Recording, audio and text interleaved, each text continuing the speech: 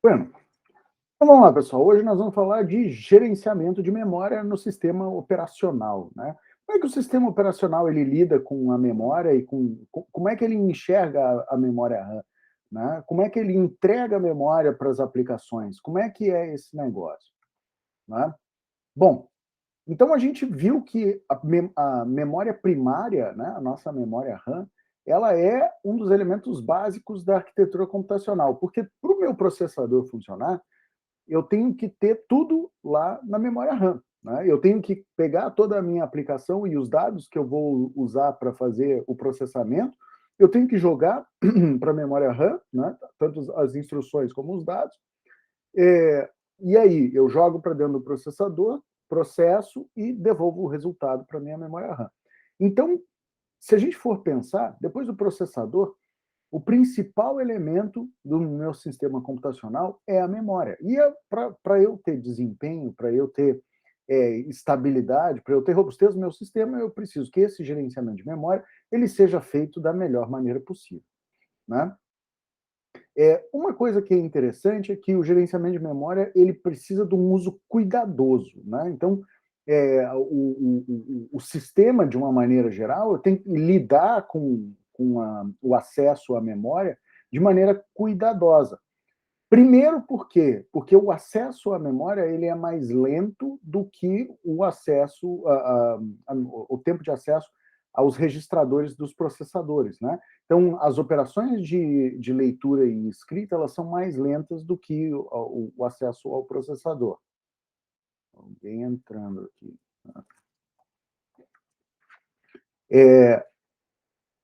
E, consequentemente, a tarefa de gerenciamento de memória ela impacta no gerenciamento de processos. Uma das coisas que a gente viu é que num sistema multiprocessado, isso nós falamos na última aula, eu tenho que fazer troca de contexto, né? Porque eu tenho vários processos que são concorrentes e quando eu termino, eu paro um processo e eu vou alternar para outro, eu tenho um overhead ali, né? Para tirar todo o contexto, né, daquele processo que está em execução, jogar para a memória e carregar o novo contexto do processo que vai iniciar o seu tempo de execução. Tá? Tudo isso eu dependo de quem? Da memória. Bom, a gente falou de vários tipos de memória, né? Então, a memória, de uma maneira geral, ela tem ela é organizada hierarquicamente, primeiro com base no tempo de acesso, na velocidade de operação, custo por unidade de armazenamento e a capacidade total de armazenamento. E nós vimos aqui nesta pirâmide invertida que aquelas, como é, os tipos de memória que o custo de armazenamento é mais baixo, mas a performance também é menor, elas estão aqui colocadas. Né? Primeiro são as mídias removíveis, e aí a gente pode colocar, inclusive, as fitas magnéticas, né? Que o tipo de armazenamento mais barato e mais lento que existe. Depois a gente tem os discos magnéticos, né? A gente tem. Opa, passou aqui. A gente tem cache de disco, que na verdade é disco magnético. A gente tem a memória primária, a gente tem cache de memória, cache de processador e os registradores, que são aqueles espaços de armazenamento dos dados que estão em processamento pelo processador. E aí a gente pode classificar a memória em relação ao processador, né? Como armazenamento internos, que são aquelas, como é, são os próprios registradores e a memória cache interna ao processador, o armazenamento primário, que é a RAM, ROM, PROM, EPROM, EEPROM e todas aquelas unidades de armazenamento que não estão dentro do processador, mas elas eu não preciso fazer uma operação de entrada e saída no barramento, né? E os dispositivos de armazenamento secundário são todos aqueles dispositivos de disco, né? Ou similares. Bom, então, quando a gente vai falar de memória, a gente vai ver que o gerenciamento da memória é resultado da aplicação de duas práticas distintas, né? Primeiro, a visão da memória pelos processos do sistema e o tratamento do sistema operacional do uso da memória pelos processos. Como assim, né? Como é que os processos enxergam a memória, né? Como é que, eu preciso usar um espaço de memória, como é que eu faço essa solicitação, né? A gente vai ver isso. E como o sistema operacional, ele administra essas requisições. Então, a gente tem que olhar os dois lados, né? De dentro do processo e da visão do sistema operacional. Outra coisa também em relação ao gerenciamento de memória que nós precisamos levar em conta são as estratégias de utilização, né? A primeira estratégia de busca, que são as fetch strategies, que como é que eu determino qual é o próximo bloco de programa que eu preciso transferir da memória secundária para a primária? Ou seja, o que eu preciso buscar na RAM para jogar dentro do cache? Tá? As estratégias de posicionamento, né, que são as placement strategies, que eu vou determinar quais as regiões da memória vão ser utilizadas por programas e dados, e as estratégias de reposição ou substituição, que são as replacement strategies, que são aquelas estratégias para definir o que eu vou descarregar, o que eu vou tirar da primária e devolver para a secundária, ou aquilo que eu vou descartar. Aí vocês vão falar assim, pô, isso está parecendo um déjà vu, né? A gente já falou isso de cache, a gente já falou de um monte de coisa. Tanto na parte tanto no gerenciamento, né, de um sistema computacional ali no hardware, né, como a maneira que o sistema operacional se relaciona com o hardware, é muito parecido. A teoria é a mesma para absolutamente tudo. Tá? Então, com isso, a gente vai conseguir enxergar que, independente do tipo de abordagem, seja eu falando de hardware, né, ou seja eu falando de sistema operacional, as coisas funcionam de maneira bastante parecida. Não é isso? Bom, vamos lá. Então, a gente tem alguns modelos básicos de organização de memória. Num sistema monoprogramado, deixa eu pegar aqui no computador, tá? Eu sempre estou trabalhando com o que a gente chama de armazenamento real. Tá? Então, eu sempre vou me referir à memória de verdade, à memória física. Tá? Nos sistemas monoprogramados, eu vou me referir ao endereçamento absoluto, ou seja, uma posição de memória mesmo lá, né? Como é? Digamos que lá que eu tenha 50 blocos de memória. Então, quando eu for alocar um bloco de memória para uma determinada aplicação, eu vou dizer, olha, vou usar do bloco 10 ao bloco 15, tá certo? E aquilo ali vai ficar alocado. Então, sempre que a aplicação ela for fazer um acesso à memória, ela vai dizer que ela vai usar um desses blocos. Eu vou gravar no 11, eu vou ler o 12. Né? E esse acesso, ele é direta, o endereçamento desse acesso ele é direto. Tá? No sistema programado, eu também posso ter o que a gente chama de endereçamento realocável, onde eu crio um índice, eu crio um mapeamento. Né? A gente já viu isso em outro momento. Eu crio um mapeamento, crio entradas, né, de endereço que elas são virtuais, tá certo? A minha aplicação acessa lá. Do bloco, vai usar do bloco 1 ao bloco 5. E eu faço um mapeamento, né, desses 5 blocos para do 10 ao 15. Então, se ele acessar o bloco 0, o bloco 1, ele vai acessar o bloco 10 lá. Se ele acessar o bloco 1, ele vai acessar o bloco 11 lá. O bloco 2, o bloco 12, 11 lá. Enfim, né? Eu crio um mapeamento. Então, por isso que a gente fala de realocável.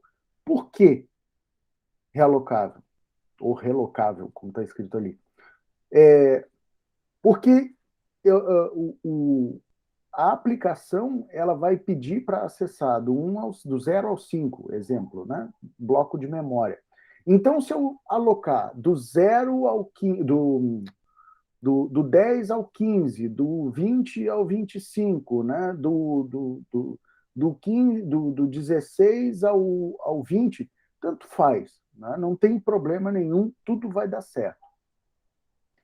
Porque a aplicação ela vai sempre usar esse. Eu só preciso me preocupar com essa estratégia de mapeamento, né? O mesmo acontece em sistemas que eles são multiprogramados. A diferença, tá, é que a maneira com que o sistema multiprogramado ele mexe, ele organiza a memória é um pouquinho diferente. Por quê? Porque num sistema multiprogramado, eu tenho o particionamento fixo, ou seja, eu pego a minha memória e divido em blocos, tá? E eu posso trabalhar com endereçamento absoluto ou endereçamento realocado. Ou seja, posso ter as mesmas estratégias, né, de endereçamento de memória que os sistemas monoprogramados. Isso com particionamento fixo. Mas eu também tenho o que a gente chama de particionamento variável, tá certo? E a gente tem outros recursos, que é a paginação, a segmentação e o tratamento híbrido, né? Cabe ressaltar que nesse nosso esquema aqui, a gente vê que nós temos o armazenamento real e o que nós chamamos de armazenamento virtual. O que é armazenamento virtual? É memória que não é memória. É memória que o sistema operacional apresenta para a aplicação que não é memória de verdade. Tá? O maior exemplo disso é a memória virtual, aquela memória em disco, né, que a gente tem. Vocês ajustam lá. Digamos que vocês têm lá 8 GB de RAM e tem uma aplicação que precisa de 16 GB. Né? Ela vai alocar, sei lá, 12 de saída. Mas eu não tenho memória suficiente. Não tem problema. Eu vou criar um arquivo no disco que eu vou dizer que ela é uma memória virtual.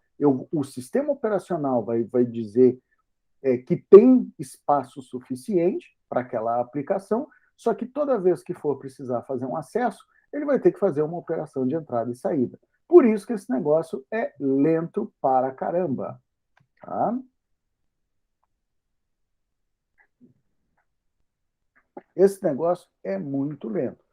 Então, quem aqui já foi lá e colocou, vou botar aqui 50 GB de RAM para minha máquina, né? Aí levanta a aplicação pesada daquela e aí a máquina fica se arrastando que nem um burro de carga. Justamente por quê? Porque cada vez que tem que acessar, né,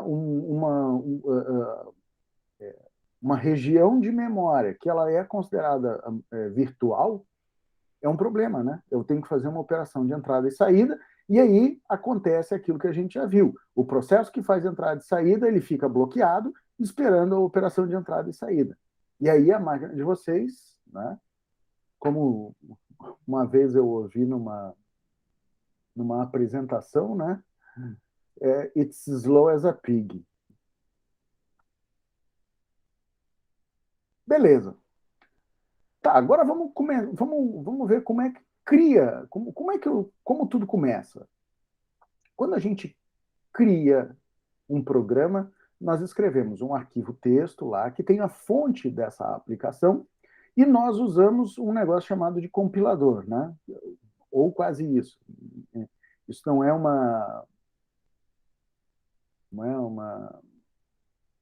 isso não é um axioma, né? Porque nós temos linguagens de programação que são interpretadas, né? São linguagens de script, como o Python, por exemplo, e o PHP. Mas vamos lá, digamos que a gente está escrevendo uma aplicação em C. Então eu tenho um arquivo texto, né? Que eu vou ali criar o meu código-fonte. Eu preciso compilar aquilo ali, né? Ele vai pegar aquele objeto mais as bibliotecas necessárias e vai usar um linker, né? Um ligador. Com todo esse bagulho aí, ele vai gerar um arquivo executável. É um arquivo numa linguagem um pouco mais baixo nível, né? Que o sistema operacional consegue executar. E aí, junto com módulos adicionais, que provavelmente esse programa utilize, o sistema operacional ele vai carregar essa aplicação né, vai pegar todas as instruções dessa aplicação e jogar para dentro da memória. E aí a gente vai ver lá uma área da memória reservada para as instruções da aplicação e os dados que ela vai tratar. Né? Então, a gente já viu essa cena em algum momento. Beleza. O que acontece? Né? É que, assim, cada vez que eu for, cada vez que eu for executar esse programa, eu preciso jogar lá para a memória a imagem desse programa, porque, na verdade, eu copio aquilo que está em disco para a minha memória RAM, tá certo? E é a partir dali que eu executo tudo e que eu trato os dados. Se houver alguma alteração dos dados que eu esteja realizando a operação e eu queira armazenar isso em disco, eu preciso,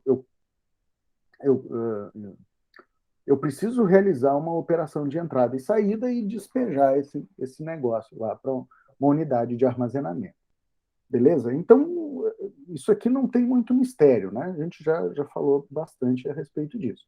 Uma coisa que cabe chamar a atenção aqui é que é o seguinte: vocês, em momento algum, disseram, olha, eu quero usar um bloco X de memória. Quando vocês criam esse programa, a alocação de memória ela é feita automaticamente. Né?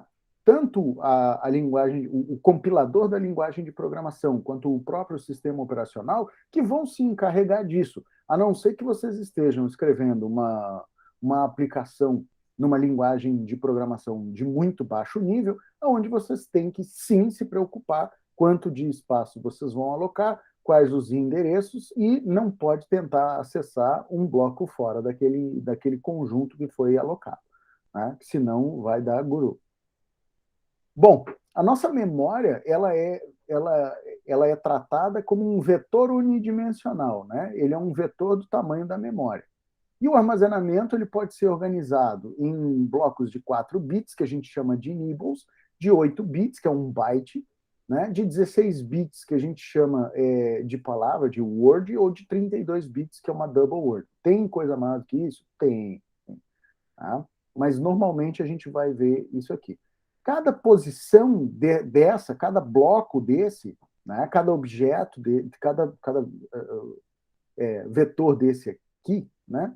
Ele vai ser referenciado por um endereço. Então, se eu precisar acessar lá um bloco de 1 byte de memória, ele vai receber ali um endereço e a minha aplicação vai dizer, ó, eu vou realizar uma operação ou de leitura ou de escrita naquele bloco ali. Tá? A aplicação ela vai conseguir enxergar essa estrutura através do sistema operacional. Então, quem dá as tintas é o sistema operacional. É ele quem mostra para a aplicação o que ela pode utilizar e ele faz esse meio de campo. Ele pega os dados da aplicação e joga lá na memória. Tá? E uma coisa que cabe que cabe ressaltar aqui é que esse mapeamento que o sistema operacional faz entre a aplicação e a memória física, a gente chama de binding, ou seja, eu faço um mapeamento, tá? Vamos botar aqui, ó. Por exemplo, eu tenho meu domínio de memória aqui, eu tenho os meus objetos que são acessíveis pela aplicação, tá certo? E aqui eu tenho a minha memória física, onde eu tenho os meus endereços e a imagem da minha aplicação. Então, tudo isso, todas essas ligações, todas essas interações aqui, elas são feitas através do sistema operacional. É ele quem gerencia essa bagaça aqui. Well. Bom, onde é que o compilador ele entra nesse negócio, né?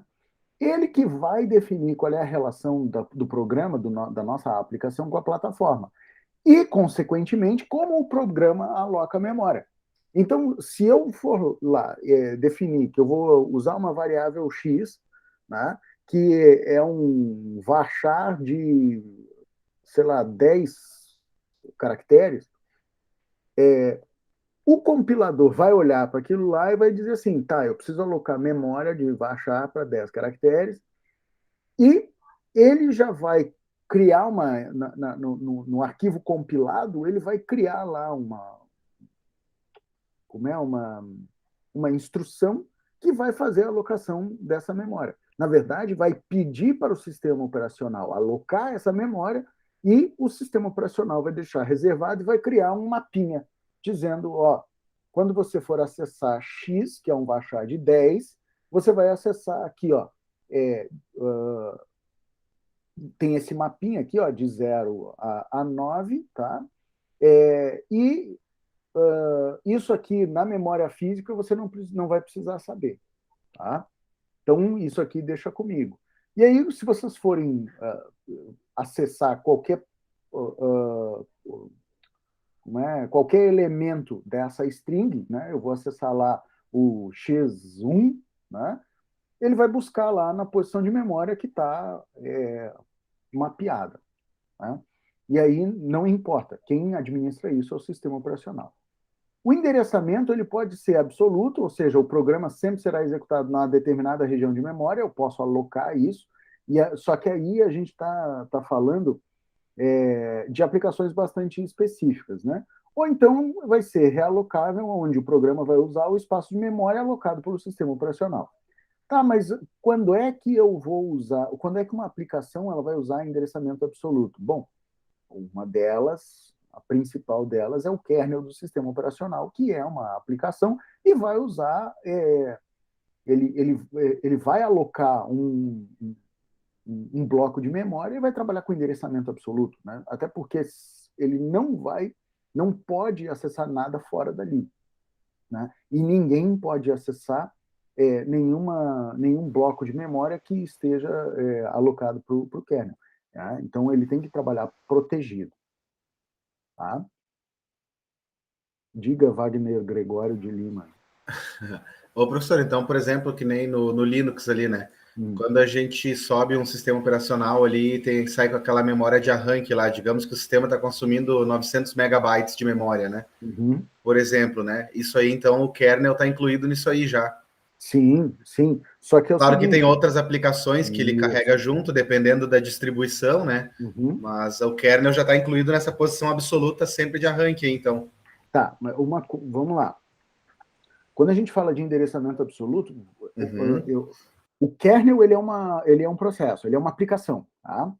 Essa aplicação, ela é a aplicação zero. Ela é a primeira coisa que depois de ligado o computador, né, quando entra para a parte de carregamento do sistema operacional, vai ser aquele bagulho ali que vai ser carregado.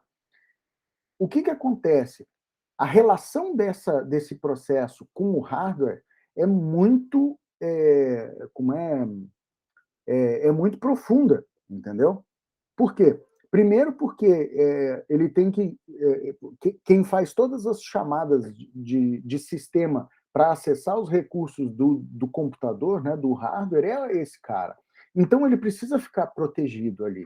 O endereçamento, né, de memória ele vai ser absoluto. O programa ele sempre vai ser executado naquela região de memória.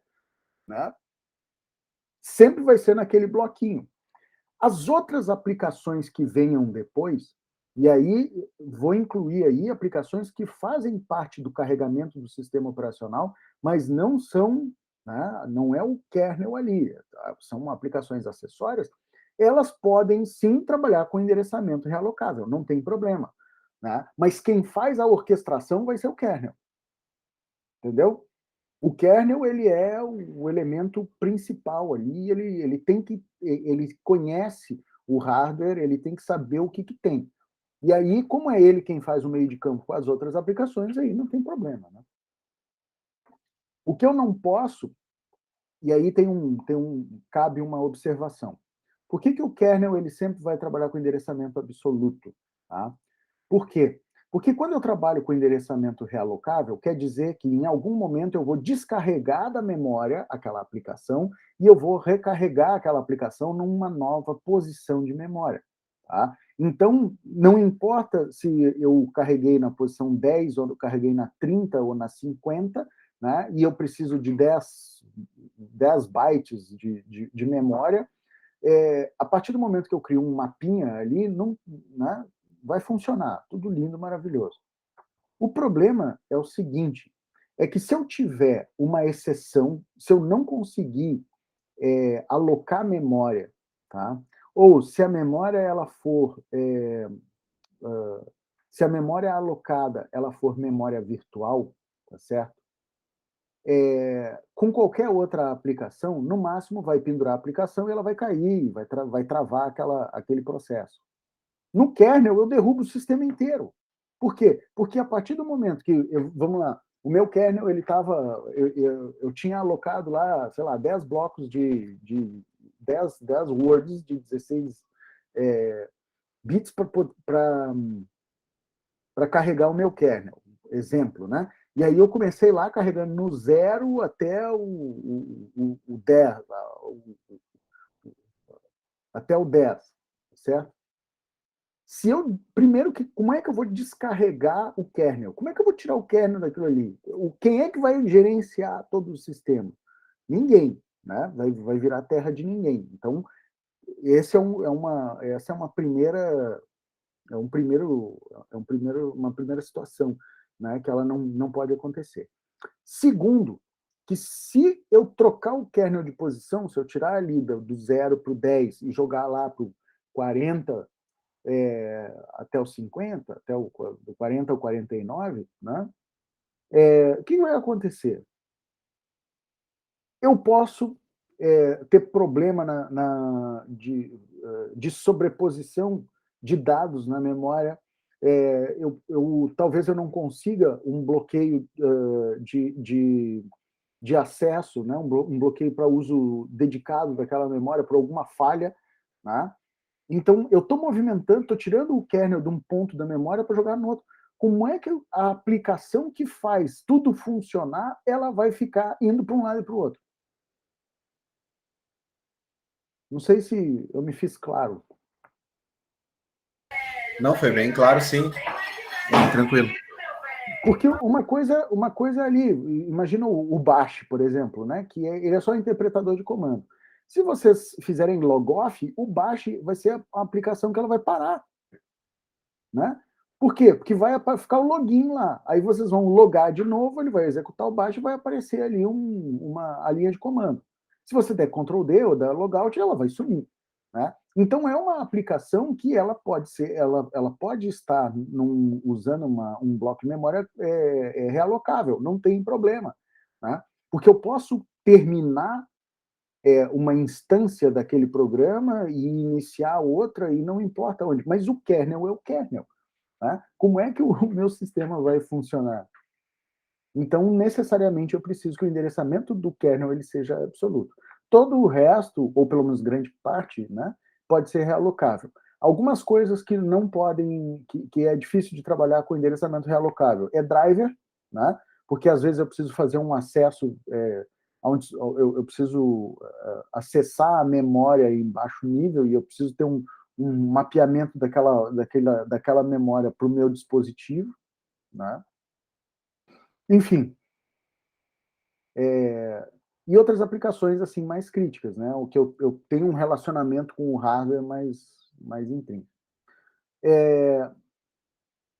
Uma coisa que cabe chamar a atenção que assim, quando a gente fala de uma linguagem de programação, parte do princípio de que o código-fonte, né? O mesmo código-fonte ele pode ser utilizado em plataformas diferentes, né? E quem vai criar as instruções que o sistema operacional vai interpretar para a alocação de memória e fazer as vinculações com as outras bibliotecas, vai ser o compilador. Tá? Então, se eu escrever uma aplicação em C, se eu não usar nenhuma biblioteca maluca, eu posso pegar essa aplicação em C e compilar, tanto no Windows quanto no Linux. Tá? O produto final vai ser uma aplicação que, sei lá, me diga olá mundo, né? Ou me pergunte quantos anos eu tenho e diga que eu estou velho. Né? Eu consigo usar o mesmo código-fonte. Agora, claro, se eu estou usando chamadas de sistema operacional de baixo nível ou bibliotecas específicas para plataformas, aí eu não consigo fazer esse meio de campo aí. Tá? Bom, então, assim, a primeira o primeiro elemento que eu tenho, né, é o meu compilador, que ele vai pegar o programa e ele vai dizer como é que o programa ele se relaciona com a plataforma e como é que vai tratar o endereçamento. Depois a gente tem os carregadores, que são programas responsáveis pelo carregamento do programa na memória. Ou seja, aquele cara que ele vai no disco, né, ele lê todo o programa e joga para a memória. O carregador ele é parte do sistema operacional, tá certo? E também eles vão tratar, eles vão copiar aquela aplicação, aquela imagem, né, do nosso programa que está em disco para a memória RAM, de acordo com o endereçamento que foi estabelecido, se é absoluto ou realocável. Tá? Beleza. Só que nesse meio tempo a gente tem os swappers, que são os realocadores. A gente tem processos no sistema operacional, tá, que movimentam dados da memória primária para a secundária, tá certo? Então, esses caras aqui que são responsáveis por aquela orquestração dos processos. Eles apoiam o gerenciamento dos processos para eu mudar eles, né, de em execução, de pronto, bloqueados e suspenso. Tá? E eles copiam todo o contexto do processo quando eu faço uma alternância, né, ou para a memória principal ou então para disco. Então eu vou criar o que a gente chama de um swap file, né, que é o contexto daquele processo que eu vou jogar em algum lugar. Claro que esses swappers eles também gerenciam eles de certa forma se relacionam, né, com o que a gente chama de memória virtual, né? Porque vamos lá, como é que eu vou explicar isso de uma maneira não tão maluca? Bem ou mal, esses caras são responsáveis por orquestrar, né? Aquilo que vai ser realocado para o que eu tenho de espaço de memória que está sobrando, tá certo? Memória RAM mesmo, né? Que não está em uso com os processos em execução, né? Ou aquilo que eu vou jogar, que vai cair de prioridade, e eu vou jogar para um arquivo de swap de memória mesmo, em disco. Tá? O que a gente. Todo o sistema moderno, todo sistema operacional moderno, ele necessariamente ele tem uma memória virtual. Para que essa memória virtual? Ah, professor, mas eu tenho 64 GB de RAM, eu preciso de memória virtual? Precisar não precisa, entende? Mas, assim, o sistema operacional ele sempre vai manter um arquivo de troca, por quê? Porque aquelas aplicações que elas estejam em segundo, em enésimo plano, né, são aquele monte de aba que vocês abriram lá e que não acessaram, aqueles processos ele vai deixar lá em última prioridade, tá certo? Que são os com menor índice de uso, tá? São aqueles que estão há mais tempo sem usar e com há mais tempo sem serem acessados. E aí eu vou deixando isso o mais longe possível. Vamos lá, a aplicação, o processo pai está carregado na memória e aquele processo filho, ele está parado, né? Ele não está sendo utilizado. Então eu deixo ele descansando lá. Se vocês alternarem para aquele processo filho, aí sim, aí ele vai trazer tudo. Por isso que demora um pouco, né? Quando vocês eu sou um que o meu navegador tem 200 abas, assim, né? Não tanto quanto a minha digníssima esposa, que o Chrome dela não dá nem para ler o que tem, você só vê um desenhozinho, assim, né? De cada uma das abas. Quando vocês iniciam o navegador, ele vai trazer aquele monte de aba que está ali guardado, mas ele só vai carregar mesmo em memória aquela que está ali apresentada e, de repente, mais uma do lado. Se vocês puxarem, né, uma aba distante e clicarem em cima, vai levar um tempão para ela carregar. Por quê? Porque aquele processo ali está em memória virtual, ele está descansando, deitado eternamente em berço esplêndido. Well, deixa eu tomar um gol d'água aqui.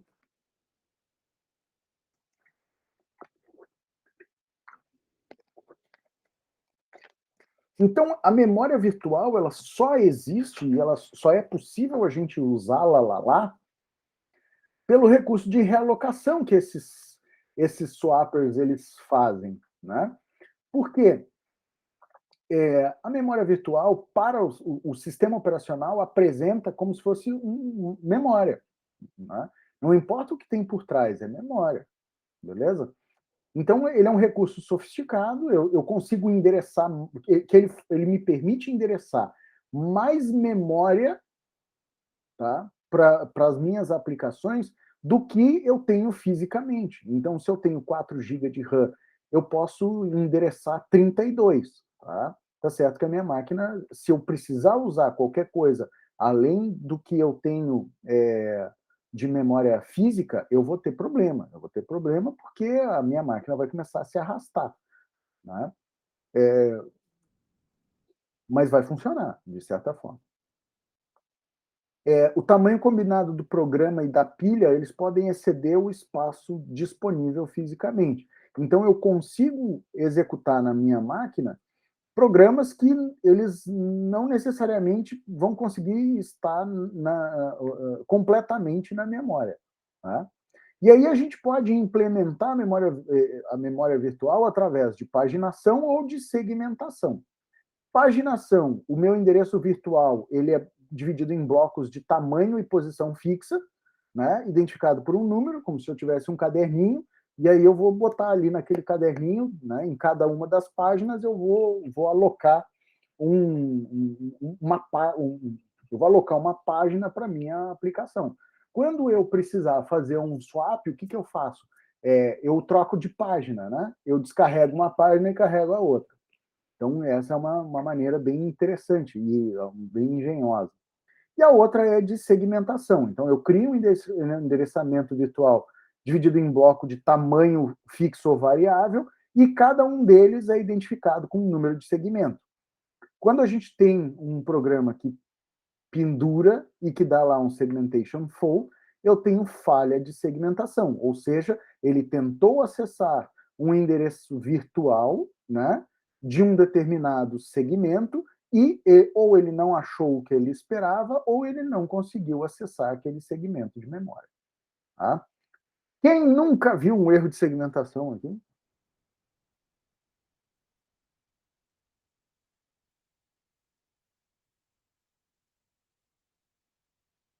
Cri, cri.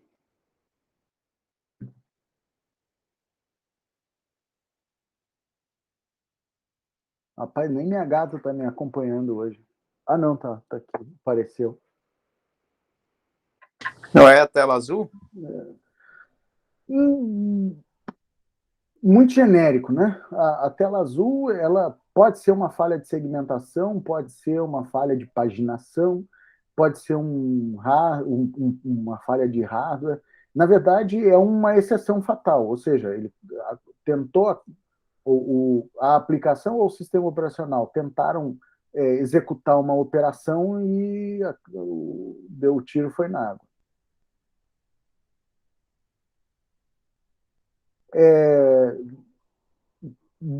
Se vocês usam Linux eventualmente, pega uma aplicação que tente fazer um acesso a uma área de memória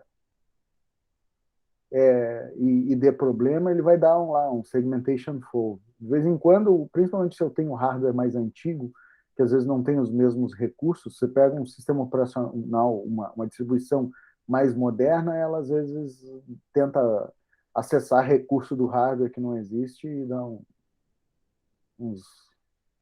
uns piripaque. Bom, quem é que administra a memória virtual? Né? A MMU, a Memory Management Unit. Então, eu tenho uma unidade que ela trata tudo isso. A MMU, ela gerencia as operações acessórias, né? As operações de entrada e saída, e o tratamento de paginação. Então, a memória total do sistema é definida pelo item de menor valor, né? Entre a capacidade de endereçamento do processador, a capacidade de administração de endereços do sistema operacional e a capacidade de armazenamento de memória primária e secundária.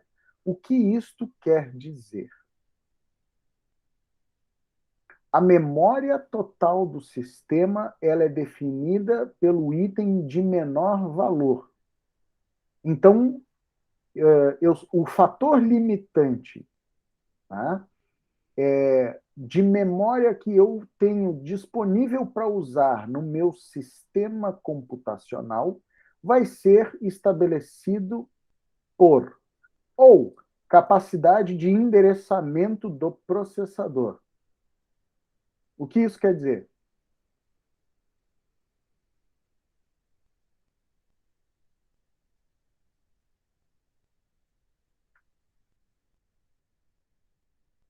Historicamente, há pouco tempo, a gente passou por uma transição, né, bastante importante que trata desse assunto.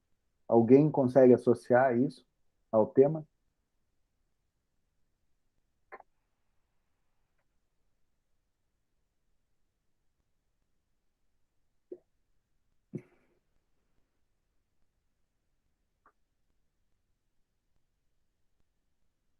Que rufem os tambores, momento de tensão, né? Tô fraco hoje, senhor. Hoje não tá saindo. Eita. Bom, vou dar uma dica, né? Antigamente, os processadores eram de quantos bits? 32 bits. Não muito antigamente, né? Ainda existe, né? Estão banindo, né? Mas há não muito tempo, os processadores eram de 32 bits. Isso quer dizer que o meu processador, qual era o número máximo que ele conseguia endereçar? O processador é uma calculadora, né? Qual é o maior número que ele consegue contar?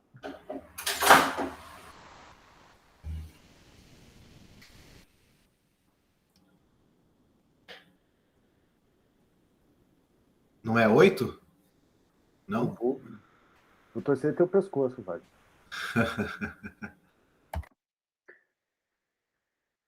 Vamos lá. O maior número que eu consigo representar, ele é dado pela arquitetura. Ou seja, é 2 elevado a 32. Né? Que vai dar 4 trilhões, alguma coisa. Deixa eu ver quanto é que dá isso aqui. Cadê o calculador?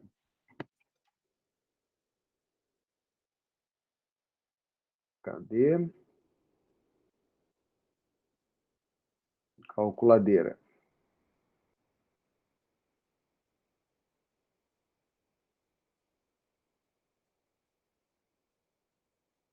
Então, 2 elevado a 32.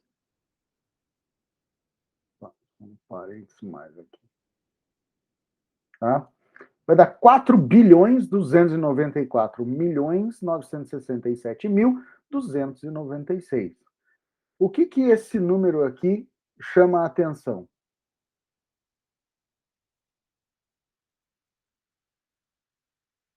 Esse número aqui é um número mágico.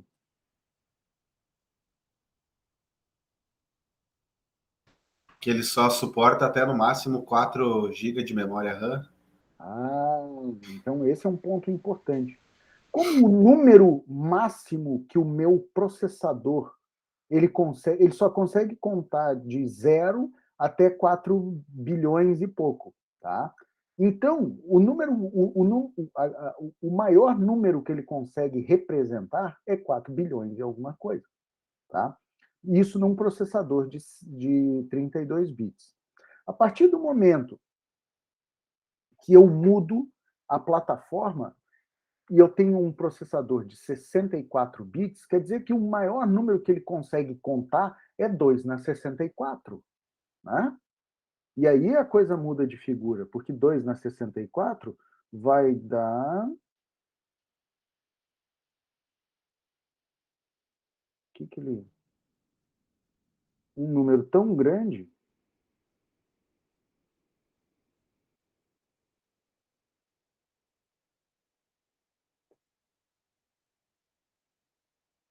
Vai ser 1,8 vezes 10 na 19.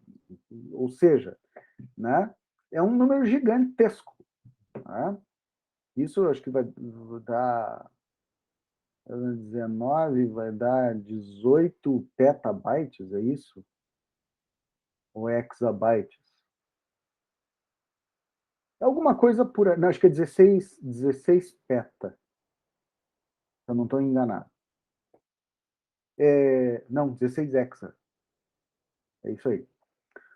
Então, assim, a partir do momento que para cada bit que eu adiciono, eu estou dobrando, né, o maior número que eu consigo representar. Então, qual é o maior... a memória total do sistema, ou seja, que eu consigo endereçar, ela é definida pelo menor item, né, pelo menor valor do item, ou capacidade de endereçamento do processador. Um processador de 32 bits, ele só consegue endereçar 4 GB de RAM. Tá?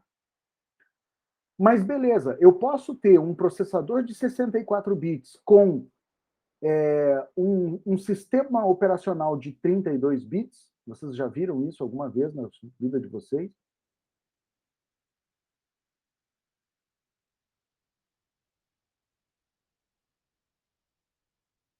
Alguma vez na vida de vocês entraram no Labin, né? E numa máquina moderna de 64 bits estava instalado o Windows de 32 bits? Ah, roda melhor, né? Eu vou torcer seu pescoço, David. Por que roda melhor? Bebeu? Não sei. Ai, ai, ai. Estou eu dizendo aqui que eu tenho limitação. Se tiver até 4 GB de RAM, roda melhor. Não, tudo bem, só que eu não consigo endereçar mais do que, os 4 GB. Mesmo o processador tendo condições, ele sabe contar até mais do que 4 bilhões, o sistema operacional não tem essa capacidade. Então, eu preciso que o processador e o sistema operacional... Oi?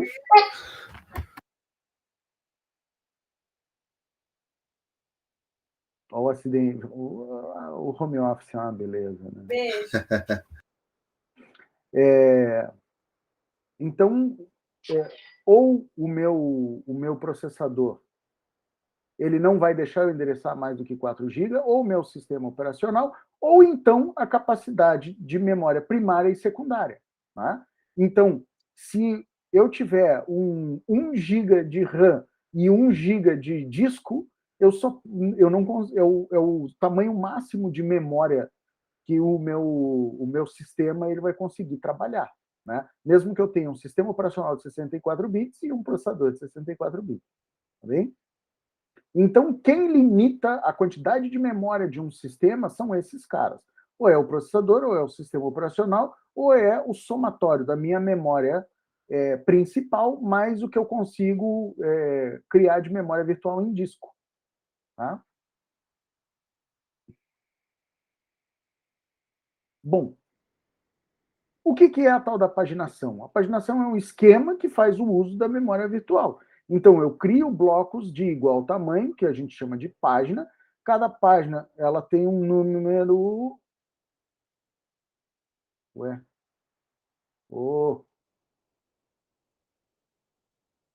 Volta.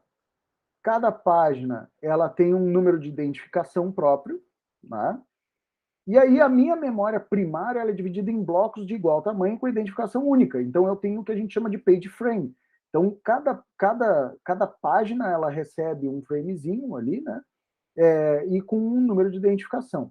Esse mapeamento desses caras aqui ele é gerenciado pelo sistema operacional, né? Pela Memory Management Unit. Tá? E ele faz isso com a memória primária e com o swap. Ele pega todo o bloco de memória e cria essa divisão. Tá certo? Então, aqui a gente está falando de um endereçamento realocável. Tá? Por quê? Porque eu estou criando uma pagininha ali, né? Um esquema, e estou entregando para a minha aplicação. Quando eu for fazer a troca de contexto, eu tiro aquela página, né? Eu armazeno ela para uso posterior e carrego a minha página de memória da aplicação que eu vou executar. Tá? Então, esse negócio funciona assim.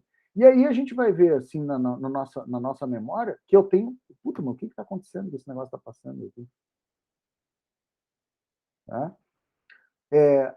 Que eu tenho várias páginas espalhadas ao longo da minha memória física e virtual, né? Ou seja, a minha memória é alocável, tá certo? Se eu precisar fazer alguma transição, aí sim, eu descarrego uma página e carrego outra. Então, a MMU ela organiza os dados em memória e eu posso ter uma falha de paginação, uma page fault, quando eu preciso acessar uma determinada página que ela não está carregada em memória, ela não está carregada na memória principal, tá certo? E aí eu preciso utilizar os nossos algoritmos de troca e despejo de memória para ir fazendo, né, para desalocar um determinado bloco e para poder realocar aquele que eu preciso. E aí a gente vai bater na mesma tecla que nós batemos em outros momentos, os algoritmos de troca. Ou vai ser, né, aleatório, ou vai ser uma fila, tá? Ou o least recently used, o menos... o que eu usei, o que eu estou há mais tempo sem usar, o que eu estou que eu usei menos vezes, né? O que eu não usei recentemente, aí eu tenho mais dois caras, o NRU, Not Recently Used, e o Second Chance, tá? Ou seja, eu dou uma segunda chance, né, para ver se alguém se desaloca, tá? Então, a paginação funciona dessa maneira. A gente já viu que é o mesmo princípio que eu uso em alocação de cache. Vocês lembram lá que a gente falou disso? A gente tem, eu estou usando lá uma determinada área de memória, eu preciso tirar alguma coisa de lá para colocar o que eu preciso, né? Então, eu vou usar esses meus algoritmos de troca. Então, eu tenho uma falha de paginação, porque aquilo que eu preciso acessar não está na memória, né? A MMU ela vai, então, dar um jeito, dar uma bica no que não precisa e carregar para a memória principal aquilo que a página que eu preciso acessar, beleza? E segmentação, né, que é o uso de blocos de tamanho fixo ou variável para o carregamento de dados em memória. É muito parecido com a paginação, tá? Só que cada bloco ele tem que ocupar um espaço de memória contíguo, ou seja, eu não tenho alternância, né? Os segmentos, normalmente, eles são maiores que as páginas. Só que o tratamento de falha de segmentação ele é mais lento que o de paginação, até primeiro pelo tamanho, né? E pelo formato, porque a página o tamanho é fixo, né? Além do fato de que uma falha de segmentação ela depende de estratégia de posicionamento e substituição. Então, assim, dependendo do que se eu tiver uma falha de segmentação e eu preciso carregar alguma coisa na memória, eu tenho que ter espaço suficiente para o segmento. E isso, às vezes, implica na desalocação de mais de um segmento que esteja carregado em memória. Então, por isso que o tratamento ele tem que ser ele tem que ser diferenciado.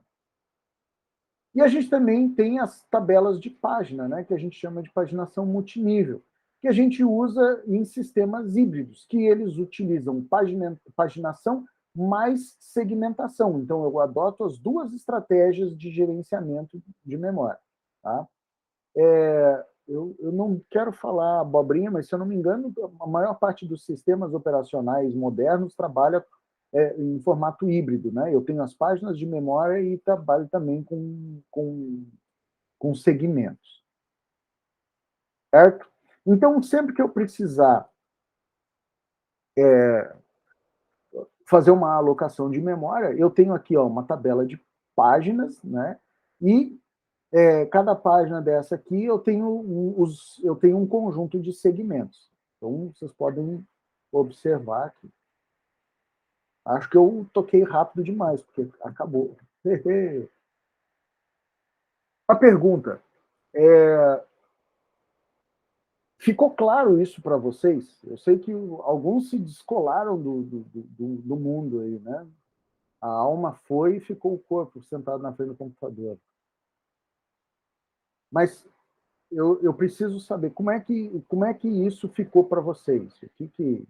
Ou foi muita informação muito rápido?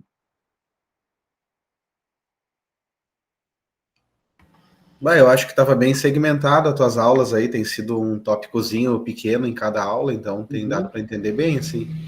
Uhum. Tá. Não, tava de Diga. boa, senhor.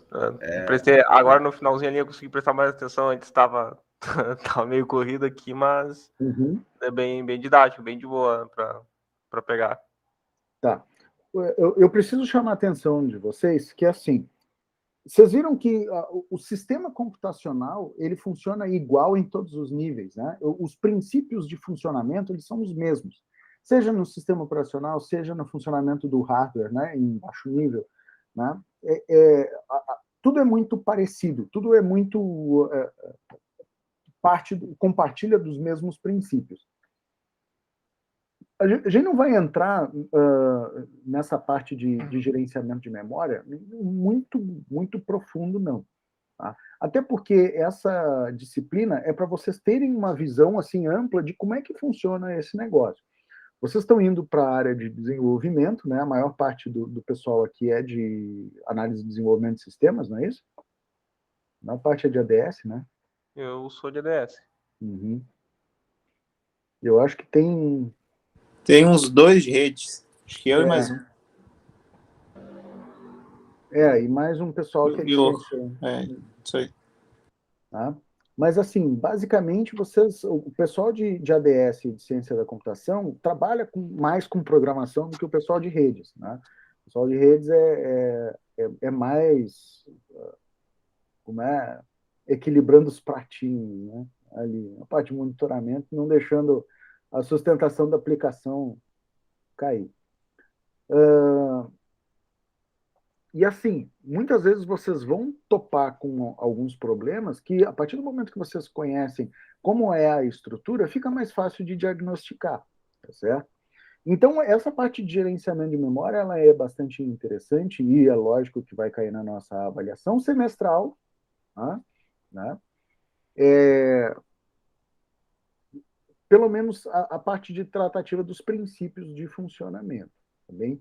Então, já vou disponibilizar o mais rápido possível as 2 aulas, a aula anterior que eu não botei lá no portal, e essa, para disponibilizar o material para vocês. Mas eu recomendo também uma lida nos capítulos que tratam disso do nosso livro lá da disciplina, que é o livro do tem essa parte de sistemas operacionais uma parte do livro do Stalin, do Richard Stallings, e o outro, não, do William Stallings, e o outro é o do Tannenbaum, né, que fala de sistemas operacionais. Então, qualquer coisa, né, da avaliação vai sair tanto da nossa aula quanto dos capítulos dos livros que tratam desse. É claro que eu não vou ficar inventando coisa. Vocês sabem que as minhas avaliações, elas são... Eu não fico inventando coisa, não fico pedindo nada daquilo que a gente não viu em aula. Tá? Mas eu gostaria mesmo que vocês lessem com mais amor e carinho as questões que eu preparo. Eu tô ligado já nas questões, acho que Leonardo, agora vai. Leonardo acho que pegou. Eu me recuperei, tirei 0,2 da primeira. Não, mas eu acho que você tirou 2,2, se eu não me engano. 2,2, eu errei uma lá que era meio grande, eu meio que desisti dela. Pô, que isso, cara. Vai cantar lá, não, essa daqui vou marcar essa daqui. Mas uma coisa que assim, tentem ir separando as ideias. Tem que pegar a ideia daquilo que está escrito, entendeu? Sim. Dúvida, vai cair todo o conteúdo ou da partir da P2 para cá? Não, só da P2 para cá. Tu tá no Z4, Nicolas? Pô, que isso. Eita. Ó, deu uma suspirada agora, é capaz de conseguir passar agora, né? Não. Mas assim, Saiu perdendo de 2-0, conseguiu empatar em 2-2. Mas Tá bom. eu agora falando de futebol, sei não, hein? Eu acho que vai ter a Batalha dos Aflitos 2, viu?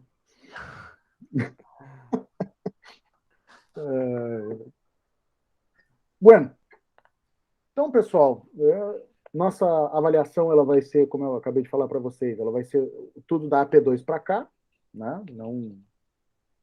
E aí, na sexta-feira que vem, nós vamos ter a nossa avaliação. Então, às 18 horas, às 19 horas, eu vou disponibilizar a avaliação para vocês, né? Vocês já sabem como é que funciona.